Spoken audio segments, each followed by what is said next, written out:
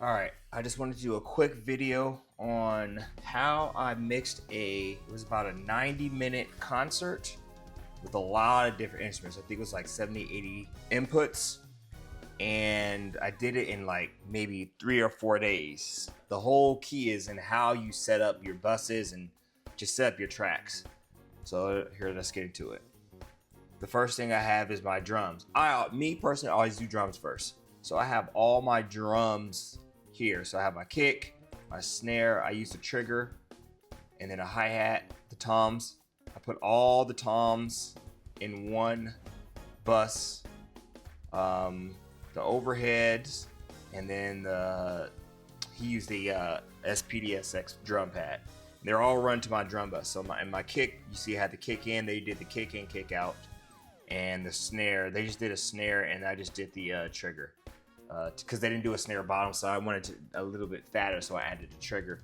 So once I dragged all the files in that they gave me, they recorded it from the board and gave me a bunch of files. I put it in a session. And the key was setting up all my tracks. That was the key. So you can see here, I have my drums here. Then I have bass. And for the most part, the bass. So they recorded bass, DI, and amp. They did a dual recording of the bass. So they got both, just in case like one failed and you kind of get a cool fat sound. This is my sub. I think I need to fix one note of bass. You can see the screen. I did one. They fixed one note, literally one note. I did my piano because I was on keys. So hey, they did stereo left and right piano, put that in this bus. And then I had like an auxiliary keyboard where I did like pads and rows and things like that.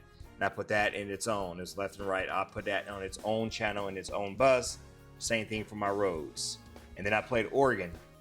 Sometimes I switched to organ, and you know organ has a different EQ setting than piano. So I broke all those out. The key was breaking up, so because this piano and organ and Rhodes were all one track. So I had to know which parts were organ, which were Rhodes, which were piano, because they each have different, mix settings.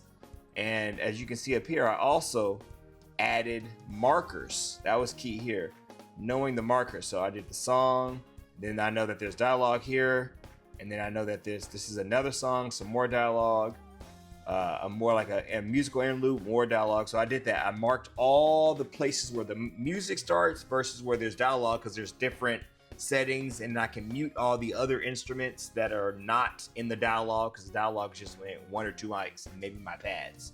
So that was another thing that helped me move fast, because I know exactly where there's music, where there's dialogue, so I can start cutting things out that don't need to be there.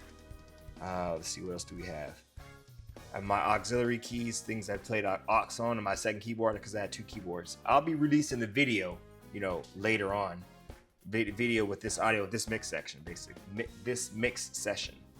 And then Daniel, one of our students at SDYAMA, he played keys and guitar. So I have his keys on one, and then George, one of my guitarists I always play with, he had his Helix, and he did a stereo left and right for his Helix. So he had a stereo guitar. Daniel had a mono guitar, and then we had an acoustic guitar, and then one of the main acts, one of the main lead singers of the band, the headliners, one of them had his name is Raul Midon. He had his own guitar, and then we had this. So I also did stems for the because I was the MD. So I did stems for probably 90% of the songs, most of the songs. So inside here, because this is all the music section. We'll get to the vocals later. This is all music. So in the music session, I had all the stems. So every song that I did stems for, I put them here, and I just put them. There's no setting on it, but just gain, turn it up and down or whatever, because some stems are louder than others.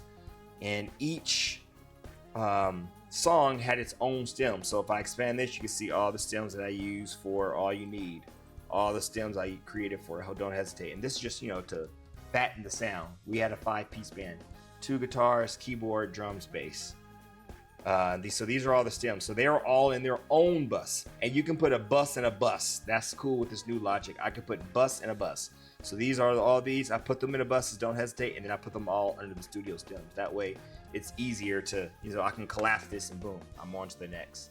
These are so these are the stems that they recorded my stems stereo left and right out, but I didn't want to use those because I had the actual stems. So I just used this to give me the key points on where to line up the studio stems that I actually had in my studio stem bus.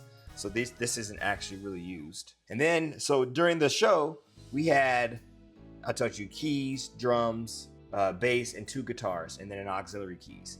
Then we also had live strings. So we had like a cello, double bass, and a violin.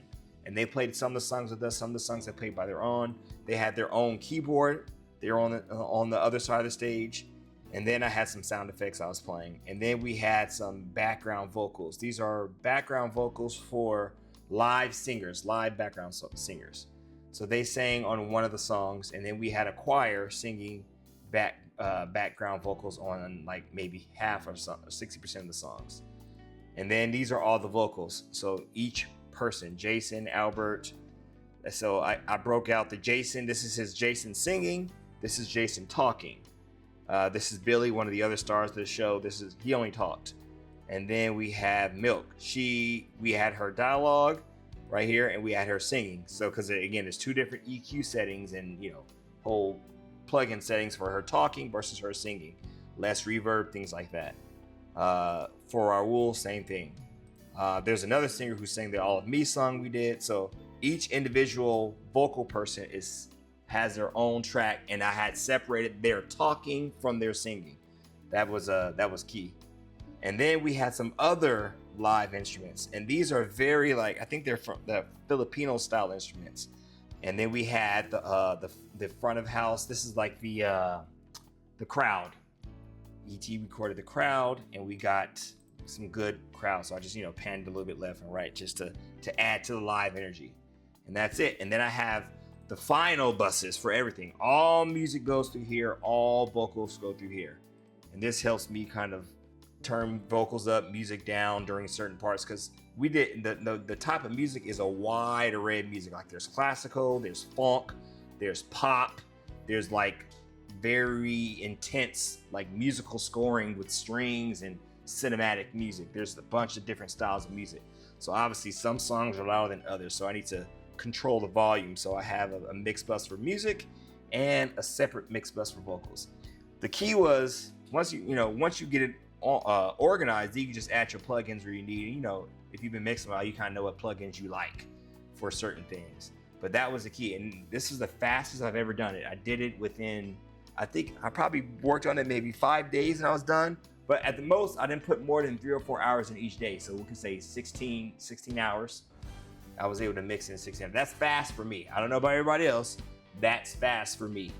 For 90 minutes of music, 16 hours. That's pretty good. So I'll be releasing the audio and video later as I have it ready. All right, that's it. Just want to help somebody out.